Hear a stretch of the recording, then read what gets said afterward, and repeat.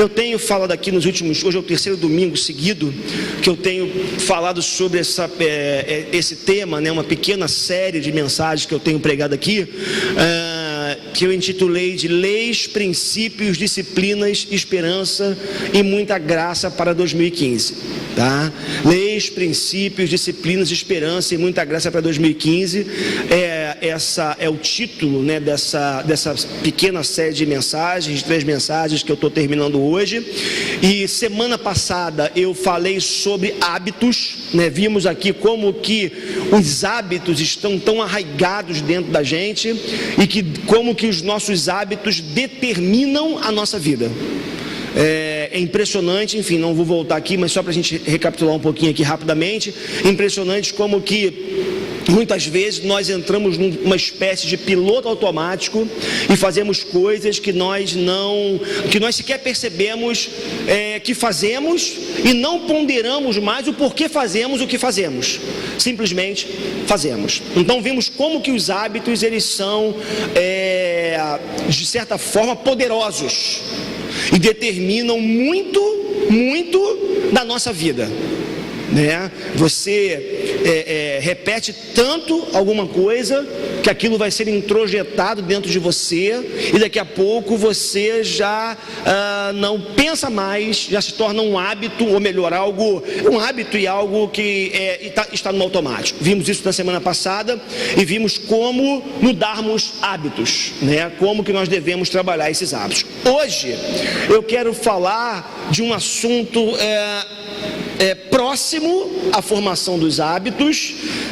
tão importante quanto, que são as nossas escolhas. Então hoje, para a gente dar continuidade a essa série, né? Essa pequena série aqui, não está indo, Vivi? Para variar, tem que dar um... Para a gente dar continuidade a essa pequena série, hoje o nosso tema é como fazer as melhores escolhas. Quero falar sobre escolhas, quero falar sobre decisões, quero falar à luz da palavra de Deus, como que realmente a gente pode escolher, decidir por algumas coisas de maneira que isso seja para a glória de Deus, seja para o nosso bem e seja também para o bem daqueles que estão que estão ao nosso redor, que estão do nosso lado. Para isso, eu quero convidar você a abrir a sua Bíblia ou acompanhar aqui na projeção o texto que se encontra no livro de Gênesis capítulo 13. Gênesis 13, nós vamos ler dos versos de 1 a 18, tá bom? Gênesis 13, de 1 a 18. Enquanto você está achando aí, só para você se situar, Abraão recebe um chamado de Deus para ele começar uma peregrinação, sair da sua terra, do meio dos seus parentes. Estamos falando aí algo em torno de 2.200 anos antes de Cristo. Ele recebe esse chamado de Deus, e Deus fala para ele, sai, né? Vai para uma terra que eu vou te mostrar, que eu vou te dizer qual é. Simplesmente sai, porque eu vou fazer de você uma grande nação. E o Abraão leva consigo o seu sobrinho Ló, ok? Então, esse contexto aqui de Gênesis capítulo 3 acontece imediatamente após, é óbvio, o capítulo 12, quando há o chamado do Abraão, ok? Então, Gênesis capítulo 13, aqui está acontecendo a saída do Abraão, como Deus havia mandado que ele fizesse, e ele sai levando consigo o seu sobrinho Ló. Vamos ler o texto então, todos acharam, temos aqui na projeção. Eu queria pedir que Vivi, o texto você passa para a gente, por favor, tá? Depois eu assumo aqui no controle, tá? Saiu, pois, Abraão do Egito e foi para o Neguebe com sua mulher e com tudo o que possuía. E Ló foi com ele. Abraão tinha enriquecido muito, tanto em gado como em prata e ouro. Ele partiu do Neguebe em direção a Betel, indo de um lugar a outro, até que chegou ao lugar entre Betel e Ai, onde já havia armado acampamento anteriormente e onde pela primeira vez tinha construído um altar. Ali, Abraão invocou o nome do Senhor. Ló, que acompanhava Abraão, também possuía rebanhos e tendas, e não podiam morar os dois juntos na mesma região, porque possuíam tantos bens que a terra não podia sustentá-los. Por isso, surgiu uma desavença entre os pastores dos rebanhos de Abraão e os de Ló. Nessa época, os cananeus e os ferezeus habitavam aquela terra. Então, Abraão disse a Ló: não haja desavença entre mim e você, ou entre os seus pastores e os meus, afinal, somos irmãos. Aí está a terra inteira diante de você, vamos separar-nos. Se você for para a esquerda, irei para a direita, e se você for para a direita, irei para a esquerda.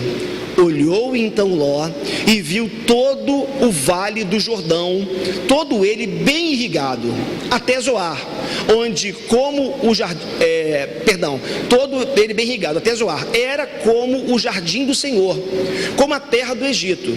Isso se deu antes de o Senhor destruir Sodoma e Gomorra. Ló escolheu todo o vale do Jordão e partiu em direção ao leste. Assim, os dois se separaram. Abraão ficou na terra de Canaã, mas Ló mudou seu acampamento para um lugar próximo a Sodoma, entre as cidades do vale. Ora, os homens de Sodoma eram extremamente perversos e pecadores contra o Senhor. Disse o Senhor a Abraão, ou Abrão ainda aqui, depois que Ló separou-se dele: de onde você está, olhe para o norte, para o sul, para o leste e para o oeste. Toda a terra que você está vendo darei a você e a sua descendência para sempre. Tornarei a sua descendência tão numerosa como o pó da terra. Se for possível contar o pó da terra, também se poderá contar a sua descendência. Percorra esta terra de alto a baixo, de um lado a outro, porque eu darei a você. Então Abrão mudou seu acampamento e passou a viver próximo aos carvalhos de Manre, em Hebrom, onde construiu um altar dedicado ao Senhor. Vamos orar? Pai, somos tão pequenos, Senhor, diante da vida, da complexidade da vida, tão limitados, tão incapazes de escolhermos às vezes os melhores caminhos. Quantas vezes enfiamos os pés pelas mãos, quantas vezes achamos que estamos fazendo o melhor e as consequências são ruins. Isso tudo só mostra a nossa total dependência do Senhor. Precisamos do Senhor na nossa vida, precisamos do Senhor nos nossos processos de decisão, precisamos do Senhor nos orientando, precisamos da Tua presença, Pai, constante, diuturnamente na nossa vida. Por favor, Deus, que nessa noite, onde a Tua palavra está sendo lida e vai ser compartilhada, que o Teu Espírito aplique as verdades espirituais que o Senhor quer aplicar ao nosso coração. Fala conosco. Eu me sinto tão pequeno, tão incapaz, tão despreparado para estar aqui à frente dessa igreja para falar de algo tão complexo e tão importante para a nossa vida, que eu só posso pedir socorro ao Senhor, só posso pedir misericórdia, auxílio, que de verdade o Senhor me auxilie a transmitir aquilo que o Senhor quer falar para a Tua igreja nessa noite. Quanto aos meus irmãos, eu peço que o Senhor os abençoe, os visite, que toda preocupação, todo pensamento lá de fora, fique lá fora agora, e realmente haja uma conexão intensa, profunda do nosso coração com a Tua palavra. Aplica as verdades eternas ao nosso coração, e que essa palavra realmente possa vir ao encontro das nossas necessidades, e que possa nos ajudar na nossa vida, no nosso processo de escolhas e decisões, Senhor. Nós clamamos a Ti, em nome de Jesus, amém Amém. Louvado seja o nome do Senhor. Dicas que eu costumo dar, tenho dado ultimamente para a igreja e falava de manhã. Tente manter-se concentrado. A gente está com o ar-condicionado aqui ligado agora. Talvez você sinta um pouco de frio onde está sentado. Se for o caso, tente sem chamar muita atenção, vá ali para trás. Se o sono bater, porque acontece a mesma coisa.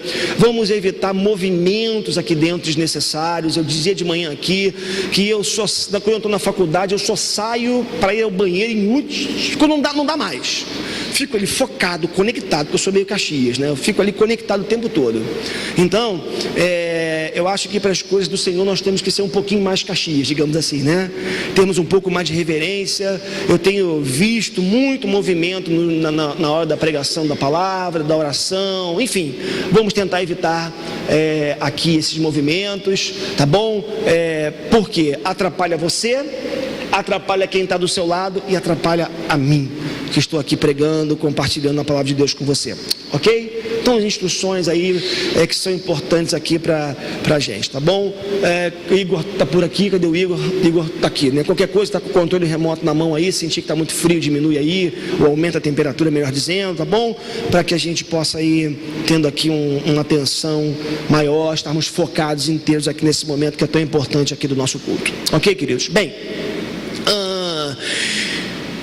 é fato, né, que quando nós chegamos a esse mundo, a gente chega aqui já com um legado. O que eu chamo de legado? A gente já encontra um mundo pronto, de certa forma, já encontra uma cultura estabelecida, e nós nascemos numa cultura, nascemos numa sociedade, e de certa forma acabamos nos tornando frutos dela.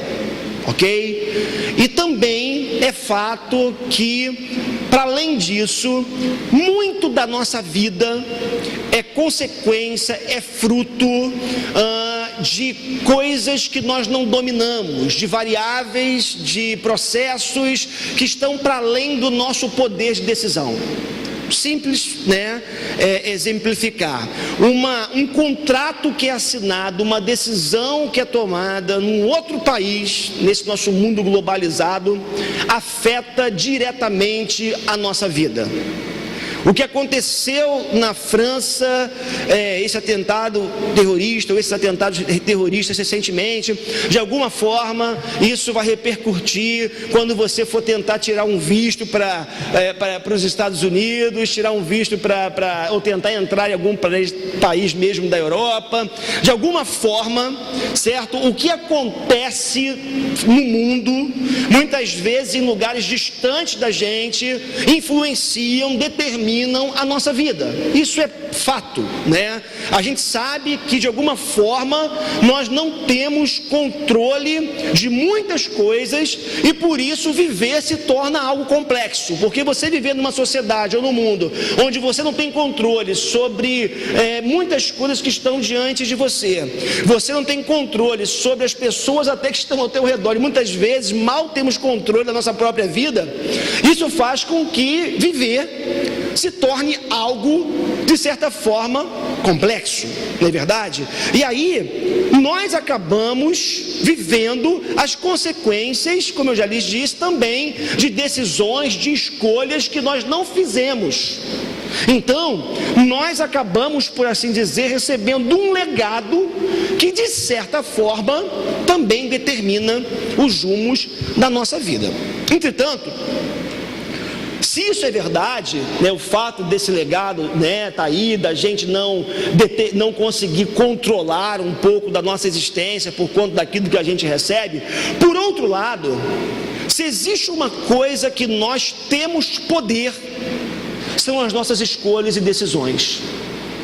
Se existe uma coisa que pode determinar o nosso bem-estar, a nossa vida, a vida das pessoas que estão ao nosso redor, são as decisões, são as escolhas que nós vamos fazendo ao longo da nossa vida.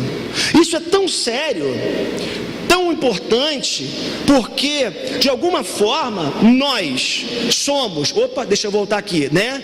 Livres para fazermos escolhas, como alguém já disse, mas inevitavelmente nos tornamos escravos das consequências daquilo que nós escolhemos. Então, o que eu estou querendo dizer aqui a título de introdução? Nós temos liberdade para escolher. Deus, não é ferir a teologia, nossa teologia reformada, a doutrina da predestinação, do decreto de Deus, não é ferir a nossa teologia, dizer que nós temos liberdade de escolha.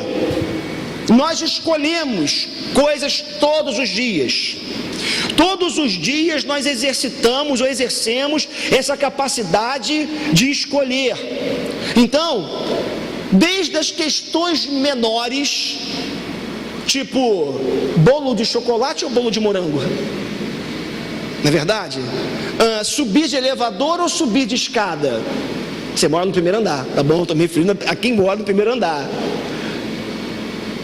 Elevador ou escada? Vou de carro ou eu vou de ônibus para o trabalho? Questões pequenas do dia a dia. Que roupa eu escolho? Eu sei que essa é uma crise grande. As mulheres aqui vão dizer: não, pastor, isso é algo complexo. Você não tem noção como é difícil escolher uma roupa para vir para a igreja, por exemplo, ou para trabalhar, por exemplo. Mas a princípio, digamos assim, coisas pequenas, escolhas pequenas. Essa eu diria que nós até tiramos de letra. Mas existem algumas escolhas, algumas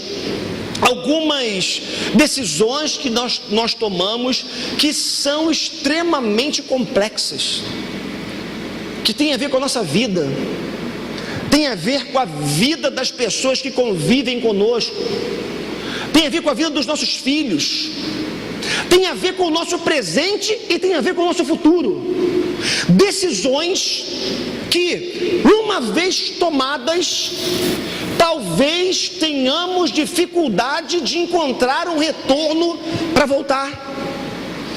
Talvez tenhamos dificuldade, se essa escolha, se essa decisão foi equivocada, tenhamos uma certa dificuldade em voltar atrás, perdoe a redundância. O fato é, como já lhes disse, que o grande problema disso é que nós somos sim livres para escolher, mas inevitavelmente algumas escolhas e decisões que nós tomamos na vida, elas nos aprisionam.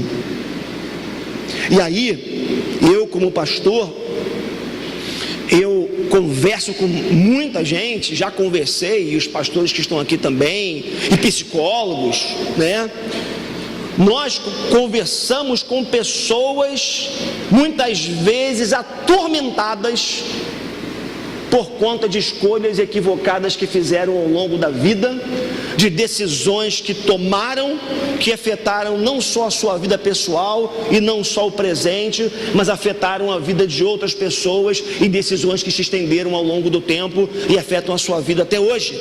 Então, algumas escolhas, algumas decisões são nevrálgicas, por assim dizer, mexem com a nossa vida, mexe com a vida de outras pessoas, mexe com o nosso presente, mexe com o nosso futuro. E por conta disso, queridos, é necessário que nós saibamos fazer escolhas.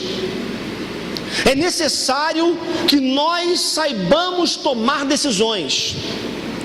E eu acredito que a palavra de Deus, ela está repleta de princípios, de diretrizes, de orientações práticas para a nossa vida no que diz respeito a esse tema, escolhas, decisões que precisamos tomar.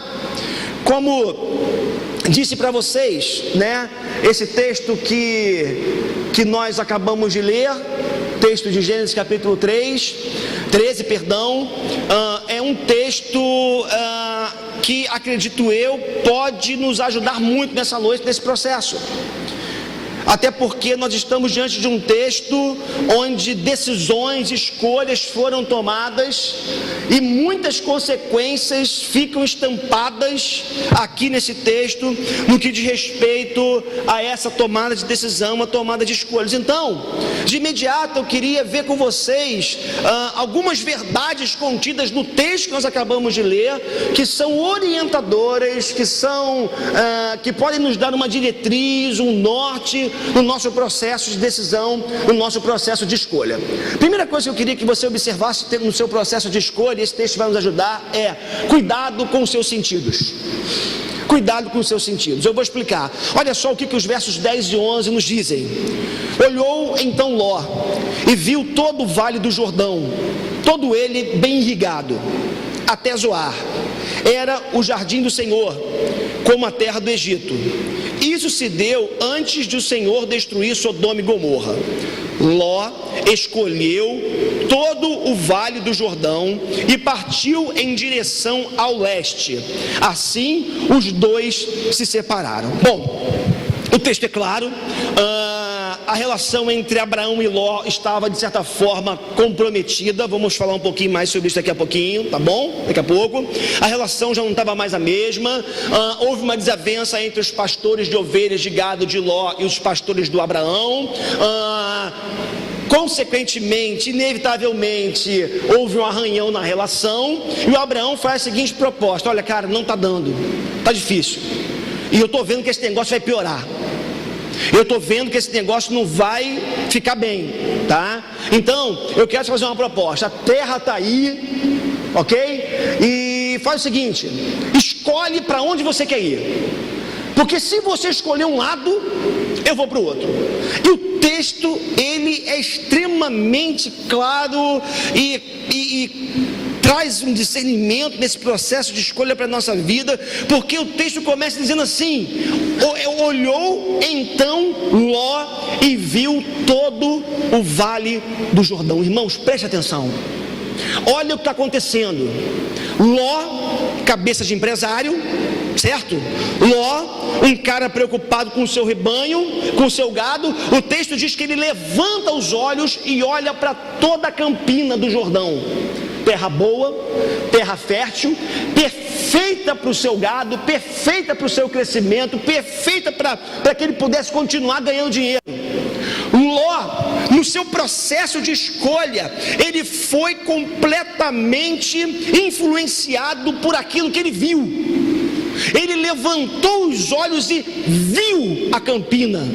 Ele viu que aquele lugar era bom. Ele olhou e usou o sentido da visão para poder tomar uma decisão. E aí é que eu digo para você logo de início: tome cuidado com os seus sentidos, porque os nossos sentidos nos enganam. Nem tudo aquilo que a gente vê é realmente, de uma forma, de um jeito, é de fato aquilo que a gente pensa que é. A Bíblia é interessante porque ela chama essa atitude do Ló de concupiscência dos olhos, desejo dos olhos, concupiscência da carne, desejo da carne. E dentro dessa linha, isso é muito importante, nós temos que tomar cuidado com a influência, ou com as influências, com as vozes que o tempo todo tentam nos influenciar nas nossas decisões. Nós somos muito assim, né? A gente é muito influenciado por aquilo que a gente vê. Você olha, você deseja. Você olha, você quer. Você olha, é belo aparentemente, ou bela aparentemente. Aí você fala: opa, esse negócio é bom. E aí você é levado por aquilo que você viu e você escolhe a partir da aparência. E dentro dessa linha interessante, como eu falei para vocês, o Ló era alguém que pensava com a cabeça do empresário. Ele pensou logo: bom, já que eu tive a prerrogativa da escolha, já que o Abraão me deu a prerrogativa da escolha, bom, vem cá, terra boa, terra fértil, meu gado vai crescer, vou ganhar muito dinheiro, vou me dar bem e tudo vai ficar legal. Deixa eu dizer uma coisa para você: cuidado com decisões baseadas em critérios apenas financeiros. Ló pensou assim: vou ficar mais rico ainda. Vou ganhar mais dinheiro ainda. Gente, o texto diz que ele já era rico. O texto diz que ele já tinha grana. O texto diz que ele já não tinha mais onde botar o seu gado. Tanto é que eles tiveram que se separar. Mas não, ele foi influenciado por critérios puramente financeiros, ganhar grana, crescer, prosperar ainda mais. Entenda uma coisa nessa noite: salário, por exemplo, alto, não pode ser o único critério observado por você na escolha de um emprego. Vou trocar de emprego porque vou ganhar mais. Amém. Pode ser bom? Pode. Mas este não pode ser o único critério usado por você na escolha de um emprego, de uma porta que se abre. Tem 3 portas abertas. Há um tempo atrás, um irmão na Igreja da Barra, um executivo, enfim, cara muito bem sucedido, ganhava muito dinheiro, e só tinha um problema: ele viajava quase que o ano inteiro e ficava longe da família. Tinha grana, tinha realização profissional, de certa forma, mas ele começou a perceber que muitas coisas ele estava perdendo na sua vida. E ele tomou a decisão de sair daquele emprego que ele ganhava uma grana preta, digamos assim, para um outro ramo onde ele continuou pela sua capacidade, pela sua inteligência, pela sua competência, pelas portas que ele foi abrindo ao longo da sua vida, enfim, que Deus foi abrindo também. Ele resolveu trocar o seu ramo de trabalho, porque ele entendeu que o critério financeiro não pode ser o mais importante no processo da escolha de uma atividade profissional. Então, a gente tem que tomar cuidado, porque muitas vezes nós somos motivados por aquilo que nós vemos. O texto diz que Ló levantou os olhos e viu, entre aspas, um excelente salário. Ele levantou os olhos e viu a possibilidade de multiplicar a sua renda. Ele levantou os olhos e viu a possibilidade de ficar mais rico ainda. Então, primeira coisa que eu queria que você entendesse é que nós não podemos ser levados pelos nossos sentidos, por aquilo que nós vemos, ouvimos, sentimos de alguma forma, captamos do mundo exterior, porque os nossos sentidos nos enganam. Primeira coisa que eu queria que você entendesse. Segunda coisa que eu queria que você entendesse nesse processo, e aqui uma dica para a sua vida, para a minha vida: não tome decisões, não faça escolhas influenciado por mágoa, orgulho, opressão. Olha só o que o texto vai dizer, os versos 8 e 9. Então Abraão disse a Ló: não haja desavença entre mim e você, ou entre os seus pastores e os meus, afinal somos irmãos. Aí está a terra inteira diante de você, vamos separar-nos. E se você for para a esquerda, irei para a direita, e se for para a direita, eu irei para a esquerda. É óbvio que já havia um desgaste nessa relação. É óbvio que já havia um estresse nessa relação. Os ânimos já estavam acirrados. As disputas internas ali já estavam acontecendo, tanto entre os pastores de Ló e Abraão, quanto mesmo entre os dois. Pressuponho eu aqui que para Abraão chegar a essa decisão, tomar a decisão de se separar do seu sobrinho Ló, eles já haviam entrado ali num processo delicado de confronto, de estresse. O troço estava meio complicado. Quando isso está acontecendo na vida da gente, a melhor coisa que a gente pode fazer para tomar uma decisão séria é esperar a poeira baixar, aquietar a alma, aquietar o coração. As piores decisões são tomadas quando o sangue está fervendo, quando a cabeça está quente. E depois, meus irmãos, sabe o que resta para a gente? Sabe o que resta para a gente?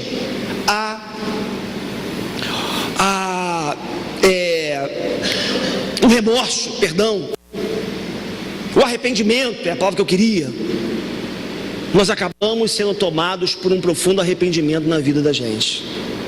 Irmãos, eu ouvi essa semana, ouvindo algumas coisas para pregar para vocês hoje à noite aqui, lendo um especialista sobre casamento, um terapeuta de casais.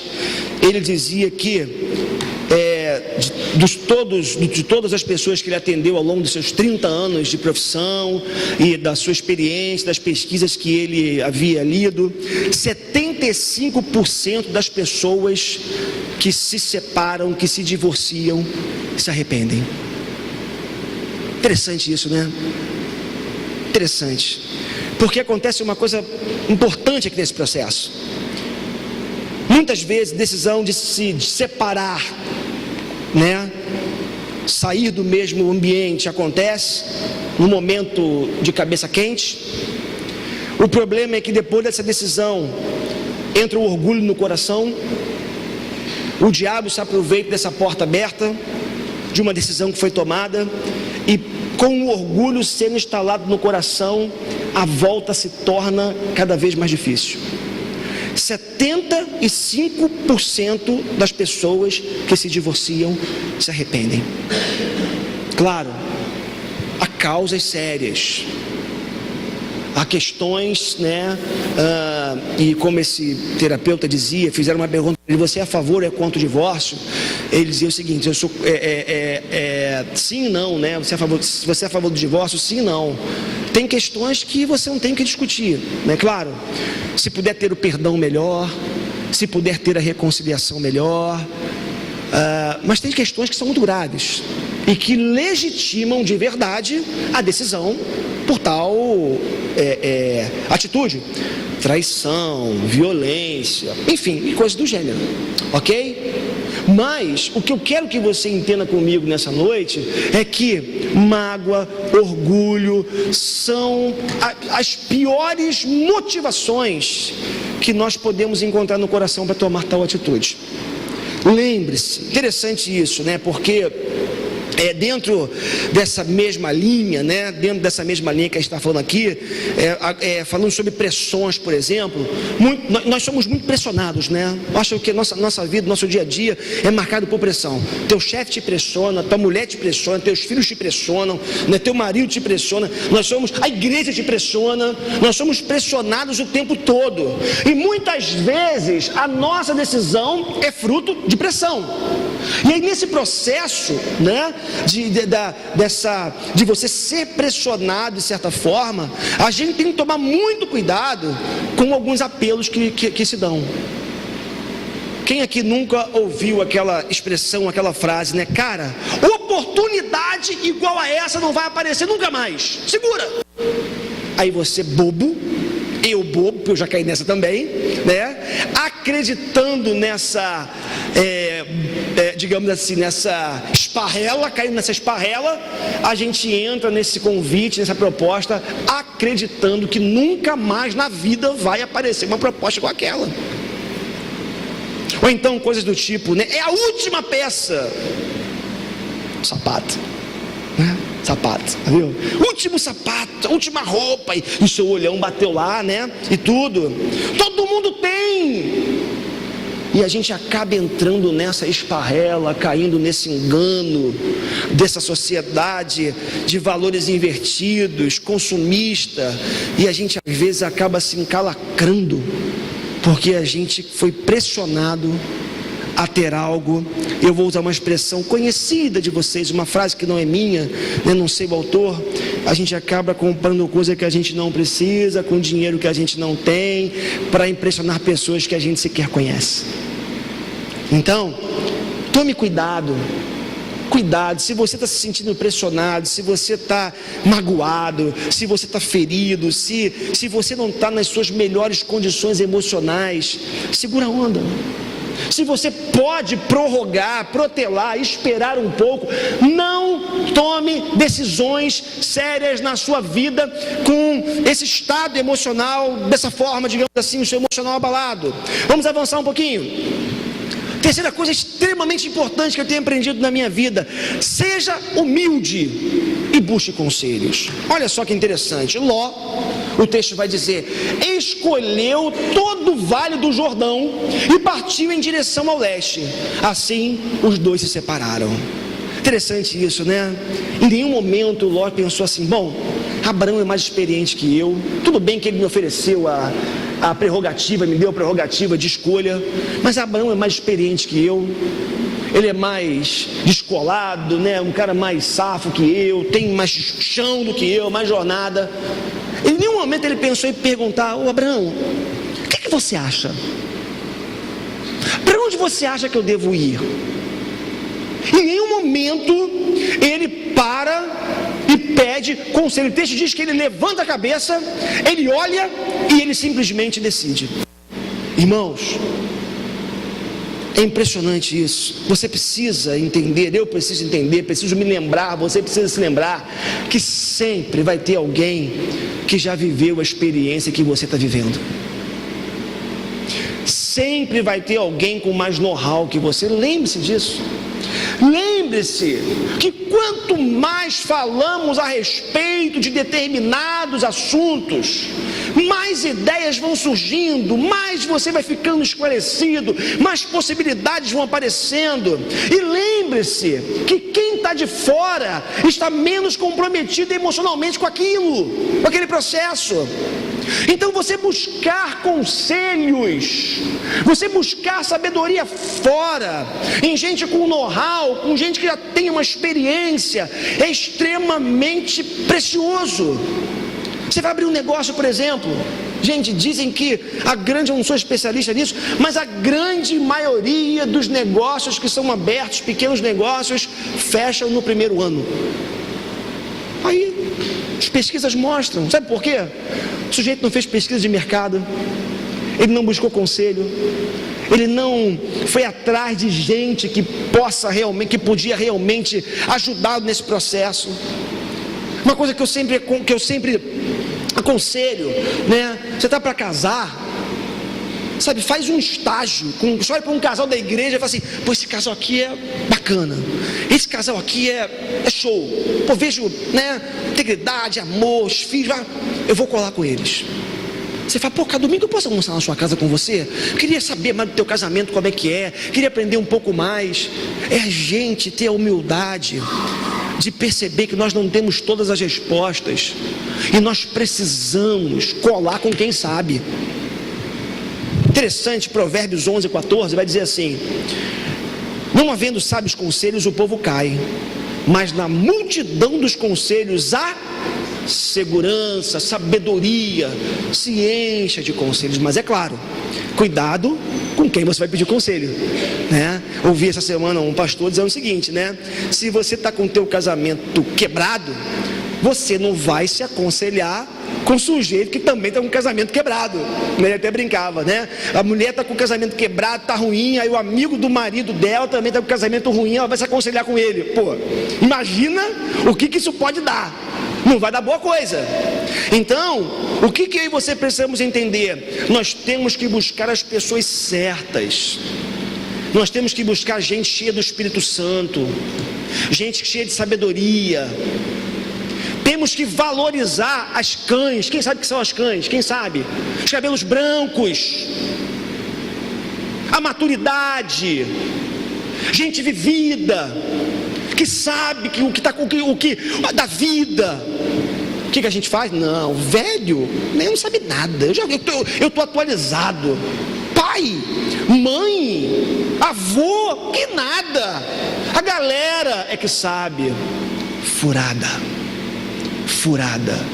Busque conselhos em quem realmente pode te ajudar, pode te aconselhar, que tem vivência, que tem know-how. Mais uma consideração importante: no seu processo de decisão, jamais abra mão da sua família. Jamais abra mão. Olha o que o verso 13 vai dizer para a gente. Ora, os homens de Sodoma eram extremamente perversos e pecadores contra o Senhor. Isso é muito sério. Sabe uma coisa que o Ló não fez? Foi considerar sua família. Sabe por quê? Porque Ló sabia que os homens de Sodoma eram perversos. A fama de Sodoma e Gomorra espalhava-se pelo mundo. E sabe o que o Ló faz? Ele olha para o bolso, olha para a possibilidade de ganhar dinheiro, olha para a possibilidade de crescer, olha para a sua família e pensa assim: bom, mais importante é ganhar grana. O mais importante é crescer. Em nenhum momento passou pela cabeça dele que a sua família poderia vir a ser extremamente prejudicada com a sua decisão. O texto é claro: os homens de Sodoma eram extremamente perversos e pecadores contra o Senhor. Ló tomou uma decisão sem considerar aquilo que seria melhor para a sua família. Ele viu, ele foi motivado por aquilo que ele viu, ele foi motivado pela promessa que ele alimentou no coração de crescimento pessoal, de engrandecimento, e relativizou algo tão importante que é a sua família. Queridos, nós não podemos ser egoístas ao ponto de tomarmos decisão pensando somente no nosso sucesso profissional, em ganhar dinheiro, sem avaliarmos o todo. Eu até esqueci de compartilhar uma coisa com vocês hoje que é muito importante, mas eu acho que está em tempo ainda. Semana passada, domingo à noite, acabou o culto, uma mulher chegou aqui, Margarete atendeu, e ela estava chorando, enfim, dizendo o seguinte: eu tenho uma criança, eu estou grávida de 5 meses, eu tenho uma criança que eu quero dar. Eu não quero. Meu marido morreu tem 3 meses, num acidente na Rio Santos.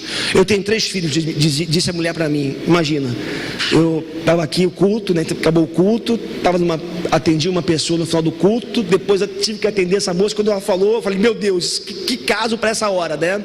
E a gente tinha uma reunião ainda do projeto social na sequência. Enfim, ela me disse o seguinte: eu estou com a ultrassonografia dela aqui, dessa mulher, grávida de 5 meses, ela viúva há 3 meses. Diga-se de passagem, ela estava em Angra, morando em Angra, parece. Ela estava tratando um mioma. Entenda, a princípio não era um bebê, era um mioma. E há 2 meses ela descobriu que daqui a 4 meses o mioma vai chorar, porque não é mioma, é uma criança. E aí ela não consegue ter amor pela criança. Por quê? Até, compreensível. Você tem uma doença, você tem ódio por aquilo que está dentro de você, certo? Você odeia aquilo que está dentro de você. De repente, aquilo que é objeto do teu ódio se transforma numa criança. Você migrar esse sentimento, transformar, para alguns não é algo tão fácil, mas enfim. Perguntei para ela: é filho do seu marido? Falou: pastor, os 3 filhos, fui casado há 10 anos, os 3 filhos que eu tenho são do mesmo marido, e essa criança é do mesmo pai. Só que eu estou viúva, eu trabalho aqui no McDonald's da freguesia. O meu chefe ele me disse que ele me dá 5 dias para me recuperar da minha cirurgia do mioma. A hora que ele souber que eu estou grávida, eu vou ser mandado embora na hora. Não tenho carteira assinada, não tem nada. E aí o que acontece é o seguinte, fazendo curto uma longa história, ela falou: eu não quero essa criança, não sinto amor, eu acho que, e não tem condições, eu acho que o melhor que eu possa fazer para essa criança é dar. Aí comecei um processo de tentar achar. Pastor, só entra em furada, né? Assim, uma coisa impressionante, né? De achar alguém. Aí, conversando, a Cris tem uma amiga no trabalho que está num processo de adoção, participa de grupos de apoio, essa coisa toda. E a amiga dela falou o seguinte: olha, uma das coisas que mais acontece são pessoas que aparecem dizendo querer dar o bebê. Só que, é claro, que tem um casal que não pode ter filhos, certo? E você tem a possibilidade de ter uma criança. E aí você começa a amar aquela criança ainda no útero da outra mulher. Você começa a se envolver emocionalmente. Lá pelas tantas, a mulher grávida, segundo a experiência relatada, eu não sei, relatada nos grupos, essa pessoa começa a fazer exigência: você pode pagar meu aluguel, você pode me dar isso, você pode me dar aquilo, e você pode, começa a aumentar. E quem está do lado de cá já refém de um novo sentimento, digamos assim, pela criança, pelo filho que está para nascer, começa a entregar tudo, dá tudo com medo da pessoa desistir. Enfim, por que eu estou dizendo isso? Passou pela minha cabeça, e Vanessa tentou me convencer disso no domingo. Há um tempo atrás, eu e a Cris, a gente pensou em ter mais um filho, né? Ter mais um bebê. E aí, nesse processo todo, o ginecologista, o obstetra dela falou: olha, se você não tivesse filhos ainda, eu aconselharia você tentar, mas você está já com 44 anos, 45 anos, eu acho que é um risco desnecessário. Aí nós tivemos na cabeça essa possibilidade. Aí quando aconteceu isso, veio na gente: pô, cara, será que, né? Eu sempre tive um pouco essa coisa: poxa, nós somos adotados por Deus, Deus nos adotou na sua família, nós somos filhos adotivos de Deus, você sabe disso. E eu pensava assim: poxa, eu tinha vontade de fazer com alguém algo que Deus fez por nós, que é adotar. E aí, irmãos, a gente foi para casa. Aí as crianças se empolgaram. Só que aí eu, cruelmente, fui explicar para as crianças o processo, né? O que é ter adotado uma criança. Que esse filho, essa criança vai ter todos os direitos que vocês têm. Aí eu falei assim até, né? Alguém, não sei quem me chamou de cruel essa semana. Pô, você foi cruel, não sei o quê. Não lembro quem foi, né? Brincando comigo. Porque eu falei assim, vocês duas estudam no Garriga. É uma excelente escola. Se eu puder pagar Garriga para os três vão estudar no Garriga. Se eu não puder pagar, vai ter que baixar o nível. Na hora, Maria Clara, eu não quero. Tô fora. Aí, ela começou a chorar. Ela começou a entender o que significava, né? Aí entra a humanidade mesmo da gente, da criança, começou a entrar numa crise. Eu falei, filha, aí meu ponto aqui, para fechar esse parênteses grande aqui, eu falei para ela, essa é uma decisão que ou a gente toma em família, havendo consenso de todo mundo, ou não tem, ou a gente não toma. Porque vocês são de pessoas serão diretamente afetadas por uma decisão como essa. Eu e sua mãe não podemos impor essa decisão a vocês.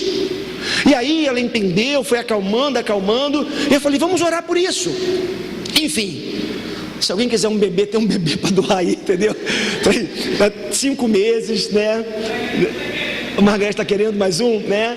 Assim, 5 meses, ela falou que está se cuidando. Aí eu fui me informar, ela é muito esclarecida. Ela falou, pastor, tem como a gente amarrar esse negócio juridicamente desde já? Eu não sei. Moisés está aí advogado. Se alguém, ela falou, eu não posso. Eu acho que essa criança vai estar muito melhor com uma outra pessoa que não eu, porque eu não amo, eu não posso cuidar. Eu tenho 3.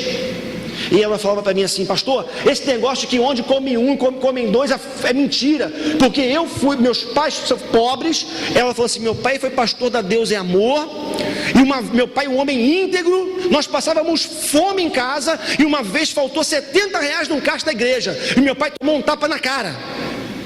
Porque eu vi, porque faltou R$70 no caixa da igreja. Meu pai é um homem íntegro e nós passávamos fome em casa. Então esse negócio de que onde come um, come 2, come 3, isso é mito. Ela falou para mim, eu fiquei assim, chocado, né? Falei, opa, peraí, porque eu comecei a fazer um monte de propostas. E se a gente ajudar, encontrarmos uma adoção, mas que fique com você, né? Um grupo de pessoas que possam te apoiar. Ela não quer, enfim, não quer. O que eu estou querendo dizer nessa volta toda, para voltar para cá, já estou me estendendo demais, é que num processo de decisão, nós não podemos desconsiderar a nossa família. É interessante, né? Porque às vezes, voltando a falar da questão profissional de emprego, surge uma proposta de emprego maravilhosa, mas o sujeito ou a sujeita não considera a quantidade de viagens que tem que fazer, quanto tempo vai ficar fora de casa. Esse negócio, vou trabalhar, vou ficar 15 dias fora, um mês fora, e um tempo em casa. Não existe maior furada para o casamento do que isso. Quem está aqui pensando em casar, ou já é casado, está diante de proposta como essa, se você pedir o meu conselho, eu vou dizer para você, não entre nessa. É muito difícil um casamento se manter nessa base. Você não, voltando ao que eu falei lá atrás, você não pode considerar apenas o aspecto econômico, financeiro para tomar sua decisão. Você não pode deixar de pensar que se você sair agora daqui com a tua família, ir para um lugar onde os teus filhos não estão adaptados ou não conhecem, tirá-los da escola, tirá-los dos amigos, tudo isso é muito sério, é muito importante. Não estou dizendo que você não pode fazer isso. O que eu estou querendo dizer é que muita coisa deve ser considerada para essa decisão. Nós não podemos ser egoístas e pensarmos somente em nós. Como um sujeito, um conhecido que uma vez foi morar fora do Brasil, né? Conheci essa pessoa e foi porque tinha uma grande proposta, foi trabalhar. E a mulher não aguentou, adoeceu, porque ele estava ali conectado, né? Todos os dias, bonitinho, arrumado, né? Dominando a língua, no caso o inglês, conversando com as pessoas, tinha vida social, tinha uns amigos no trabalho, preenchia o tempo. E a mulher em casa o dia inteiro, não trabalhava, adoeceu. Nós não podemos deixar de considerar nossa mulher, nosso marido, né? sua mulher, o seu marido, né? Deixar de considerar a sua família, que é algo tão importante nas suas decisões. Nós julgamos muito a mulher do Ló, né? A mulher do Ló, ela olhou para trás, ela não se apegou a Sodoma e Gomorra, mas a gente esquece que se Ló tivesse tomado a decisão certa lá atrás, tivesse pensado na sua família, talvez a mulher do Ló não tivesse virado uma estátua de sal, como o texto relata. Ló não pensou na sua família, não pensou na sua mulher, não pensou nos seus filhos, nesse processo de descida, digamos assim, para Sodoma e Gomorra. Deixa eu adiantar um pouco aqui, avançar, tinha tanta coisa para compartilhar, mas eu acho que nosso tempo não vai permitir, vou ter que acelerar um pouquinho. Considere princípios e valores, não abra mão. Não abra mão. Mais uma vez o mesmo texto que já lemos. Olhou Ló e viu todo o vale do Jordão, todo ele bem irrigado até Zoar. Era como o jardim do Senhor, como a terra do Egito. Isso se deu antes de o Senhor destruir Sodoma e Gomorra. Ló escolheu todo o vale do Jordão e partiu em direção a ele. Assim os dois se separaram. É interessante porque às vezes eu fico me perguntando se Sodoma e Gomorra já não exerciam uma certa atração sobre Ló. Como eu falei para vocês, eu duvido que Ló não soubesse da fama de Sodoma e Gomorra, que ele não soubesse o que acontecia ali. A impressão que me dá, leitura minha, interpretação minha, livre aqui, peço permissão para isso, é que talvez aquilo ali já exercia algum fascínio, alguma atração sobre o Ló. E resta claro no texto e nos textos subsequentes que Ló e consequentemente sua família, e eu digo, o maior responsável foi Ló nesse processo, ele relativizou princípios e valores, se conformando até com as práticas locais. Se você for ler depois, eu não vou ler aqui agora, Gênesis 19, versos 4 a 8, e Gênesis também 19, de 30 a 36, tem dois relatos interessantes. Primeiro, no primeiro relato mostra aquele relato quando o anjo desce a Sodoma, Gomorra, e diz que vai destruir a cidade. E aí o texto diz que os homens daquela cidade, os anjos estavam em forma humana, os homens que eles determinaram ter relação sexual com os anjos, materializados. E o texto diz que o Ló faz a seguinte proposta: olha só, eu tenho 2 filhas virgens, façam o que vocês quiserem com ela. Eu fico me perguntando, que pai é capaz de chegar para quem quer que seja, em que circunstância for, falar assim, faz o que quiser com as minhas filhas, a não ser se a cultura daquele lugar já não tiver entranhado nele. Tanto é que, dando sequência, no capítulo 19 de Gênesis, 30 a 36, logo depois que Sodoma e Gomorra, as cidades são destruídas, o texto diz que Ló e suas 2 filhas vão para um lugar. As suas filhas, pensando na procriação, pensando no futuro, dão goró para o pai, né? Embebedam o pai, que o texto diz, e as 2 têm relação sexual com o próprio pai. A pergunta que eu faço para vocês é: a cultura daquele lugar, os princípios distorcidos daquele lugar, estavam ou não estavam entranhados naquela família? Estou dizendo tudo isso apenas para te dizer e te lembrar que não vale a pena nós negligenciarmos, na melhor expressão, nós negociarmos os nossos princípios e valores. Gente que cresce à custa de mentira, gente que se dá bem à custa de engano, gente que vai galgando lugares às custas da ganância que faz com que ela pise nos outros, o retorno vem a galope, bem rápido. Pode ser que não venha, mas muitas vezes, queridos, o que fica evidenciado é que quando nós rompemos com princípios e valores, quando nós negligenciamos a ética, os bons costumes, a moral, a gente se arrebenta. Pode não ser hoje, pode não ser amanhã, mas acontece. Tem proposta que a gente não tem nem que considerar Uma vez eu ouvi o Ari falando isso, o Evaldo Ramos, dizendo o seguinte: se o negócio que a gente está para fazer, se o sujeito está para fazer, não pode ser feito na presença de outros, não faça. Se o negócio que estão te oferecendo vai de alguma forma passar perto de ferir o mandamento de Deus, a lei de Deus, não faça. É melhor você perder do que você ganhar nessas circunstâncias. É melhor você passar dificuldade do que você se dar bem às custas de romper com os princípios e valores de Deus que você sabe que são sérios. Tome cuidado com isso. Não se esqueça que as consequências das portas arrombadas podem ser destrutivas, destruidoras na sua vida. Inclua Deus nas suas escolhas, é óbvio. É interessante porque aqui eu quero fazer o contraponto, paralelo, porque a gente falou até então de Ló, mas eu queria pegar como parâmetro agora o Abraão, porque o texto vai dizer o seguinte para nós aqui agora. Verso 18: então Abraão mudou o seu acampamento e passou a viver próximo aos carvalhos de Manre, em Hebrom, onde construiu um altar dedicado ao Senhor. Interessante a postura de Abraão e a postura de Ló. Ló foi, simplesmente foi para se dar bem. O texto de Gênesis, a partir do capítulo 12, mostra que onde Abraão parava, ele levantava, ele erguia um altar ao Senhor. É interessante porque o texto mostra que o Abraão era alguém que considerava Deus na sua vida, considerava Deus nas suas escolhas. E é muito importante que as suas escolhas, que as minhas escolhas sejam feitas no Senhor. O que isso significa? Que eu tenho que orar sempre que tiver que fazer uma escolha, eu tomar uma decisão? Sim e não. Que isso, pastor? Sim e não. Vou tentar explicar.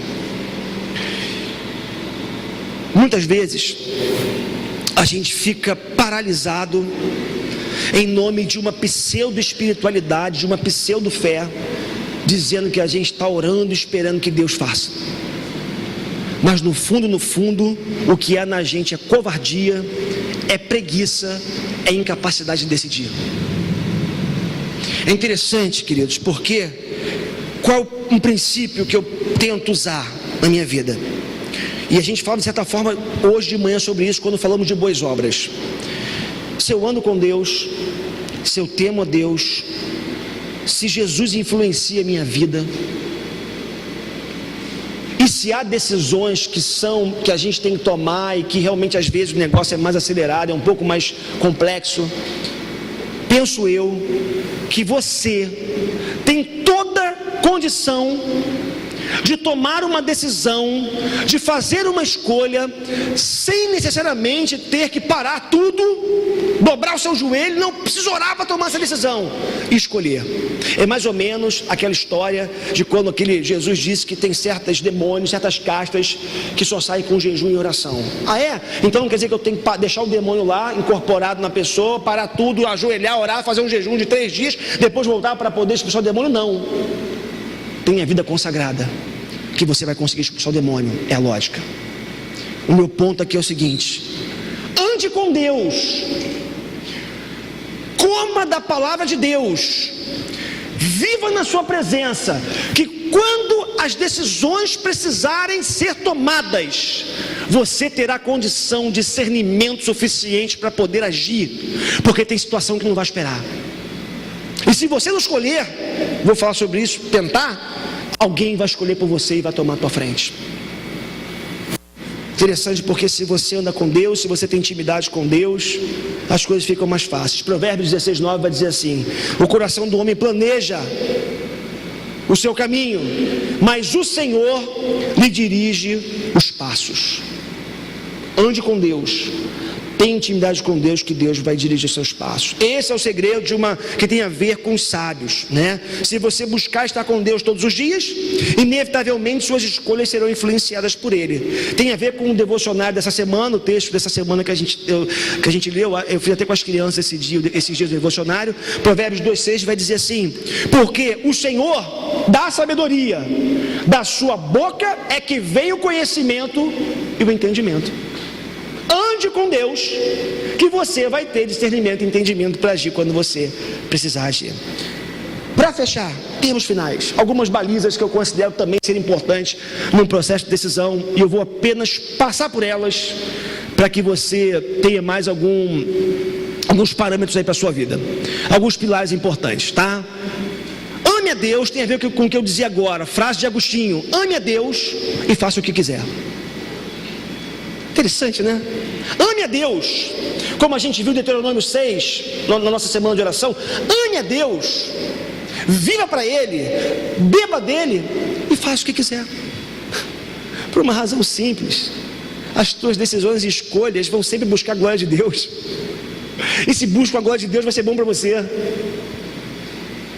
Mas ainda, já falei isso aqui, entenda que se você não decidir, você vai abrir para que outro decida no seu lugar. Muitas vezes nós ficamos paralisados numa como eu falei aqui, pseudo espiritualidade. Não estou orando, estou esperando. Espera, fica aqui sentado esperando para você ver. A vida vai passar, a banda vai tocar, como se diz na praça, vai embora, e você vai ficar chupando o dedo e nada vai acontecer na sua vida. Decida, porque em algumas áreas da vida, quando a gente não decide, deixa a lacuna, deixa o vácuo, alguém decide por nós. Use o bom senso, leia o seu tempo, leia quem está ao seu redor, faça uma leitura do contexto, isso é o bom senso. Leia as circunstâncias, né? Então assim, você está passando por uma dificuldade financeira, preciso fazer alguma coisa, vou sair com uma arma e vou assaltar a padaria. Faz sentido, não é saída. Use o bom senso. Autoconhecimento, isso aqui é extremamente importante para a nossa vida, esse autoconhecimento. Conhece-te a ti mesmo, distinga aí a sua necessidade real. É necessidade real, é vontade, é capricho do coração. O que é isso na sua vida? Entenda isso, é muito importante. Pergunte ao seu coração se essa escolha vai glorificar a Deus, vai ser bom para você e abençoar alguém. E lembre-se que suas escolhas atingirão outras pessoas e atravessarão o tempo. E submeta o seu coração ao julgamento de Jesus, à paz de Jesus. Olha só que interessante. Colossenses, dando um pulo para o Novo Testamento. Estou terminando. Que a paz de Cristo seja o juiz em seu coração, visto que vocês foram chamados para viver em paz, como membros de um só corpo, e sejam agradecidos. Habite ricamente em vocês a palavra de Cristo. Ensinem e aconselhem-se uns aos outros com toda a sabedoria, e cantem salmos, hinos e cânticos espirituais com gratidão a Deus em seu coração. Tudo o que fizerem, seja em palavra ou em ação, façam em nome de Jesus, dando por meio dele graças a Deus Pai. A paz de Cristo é fundamental num processo de decisão. Mas tome cuidado, porque às vezes, isso aí eu via alguém falando essa semana, às vezes a gente diz: meu coração tem paz, mas ao seu redor, as pessoas que convivem com você estão extremamente desconfortáveis com a decisão que você está tomando, com a escolha que você está fazendo e com a paz que você diz ter. Então assim, você fala: meu coração está cheio de paz, mas você está brigado com a tua mulher por causa da decisão que você está tomando. Você está com o coração cheio de paz, mas você sabe que aquelas pessoas que você julga serem seus conselheiros estão contrários à tua decisão. Mas você diz: meu coração está cheio de paz. Desconfie dessa paz que rompe com tudo e com todos. O texto que nós lemos fala de comunhão, fala de observar a palavra, fala de uma paz, a paz de Cristo, mas que está associada à comunidade, ao corpo de Cristo. Não dá para ter paz no teu coração e o corpo de Cristo está sendo afetado negativamente com a sua decisão. Alguma coisa está errada. Cuidado com essa paz, porque também o coração é enganoso. Então, busque a paz de Cristo, mas essa paz é muito mais abrangente do que simplesmente eu estar bem. Algumas perguntas você tem que fazer para você mesmo, né? Como é que está a tua família? Repito, nesse processo.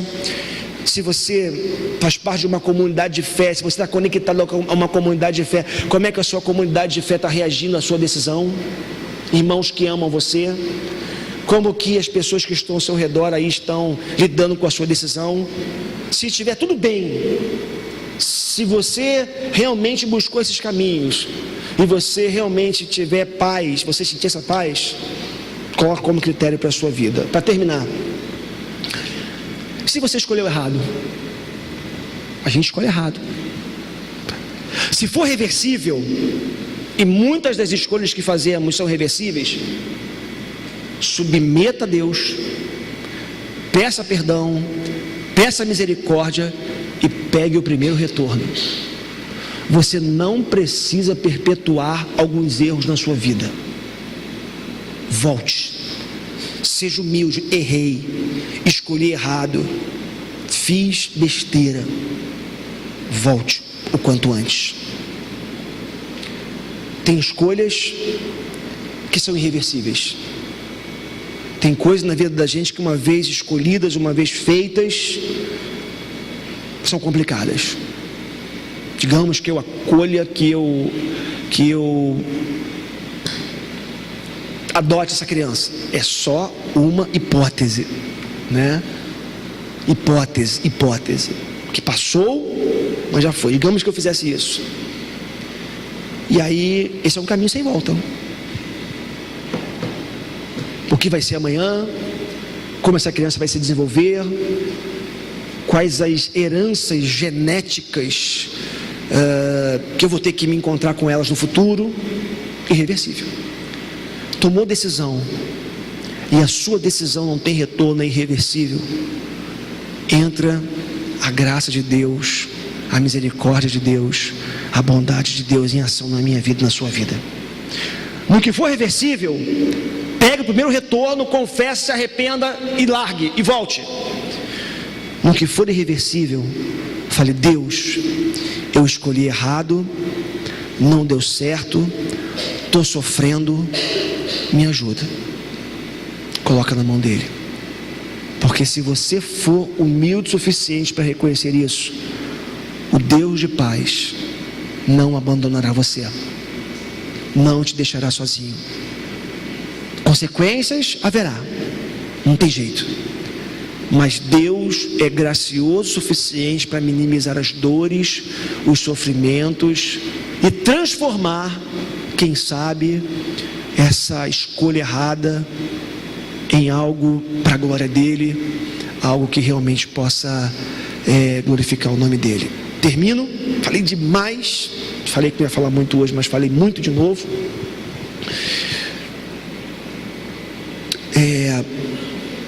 Dizendo a você nessa noite que Deus é soberano. Queria lembrar isso a você: Deus é soberano. Eu não sei as escolhas que você tem feito na sua vida, os critérios que você usou até aqui.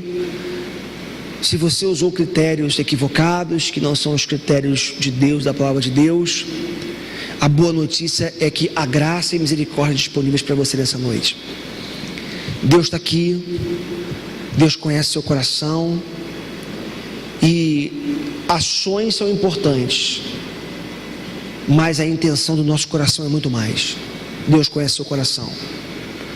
Deus sabe que você, quem sabe, teve uma boa intenção lá atrás, quando você escolheu, quando você decidiu, mas você não conseguiu fazer a leitura do todo adequada, e por isso você foi. Se foi o caso na sua vida, fale para Deus agora: Deus, tem misericórdia de mim, me socorre, eu não estou dando conta, e naquilo que eu não dou conta, Senhor, põe a tua mão, age. Se tem a ver com pessoas, pede para Deus quebrantar, tocar o coração. Não desista de confiar, de crer, de esperar na bondade e misericórdia de Deus. Amém? Vamos ficar em pé, vamos orar.